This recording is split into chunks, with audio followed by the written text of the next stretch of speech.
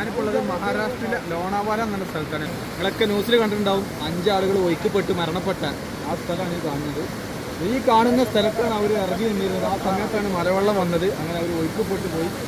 ഇപ്പോൾ ഇതിൻ്റെ താഴത്ത് ഗവൺമെൻറ് ഇപ്പോൾ ഈ അഥവാ ഒഴുക്കിപ്പെടുകയാണെങ്കിൽ തന്നെ തടഞ്ഞു നിൽക്കാൻ വേണ്ടിയുള്ള കമ്പിവേലികളൊക്കെ വെച്ചിട്ടുണ്ട്. അവരെ ചെരുപ്പ് അടക്കം ഇവിടെ കിടക്കുന്നുണ്ട്. ഈ കാണുന്നതാണ് അവരെ ചെരുപ്പുകൾ. കൊണ്ടുവച്ചില്ല 1 2 3 4 5 ആളുകൾ ചെരുപ്പാണ് എടുക്കുന്നത്. നമ്മളെപ്പോലെ ഓടിക്കളിച്ച് നടന്നവരാണ് ഈ വെള്ളച്ചാട്ടത്തിലൊന്നും ഇറങ്ങിയത്.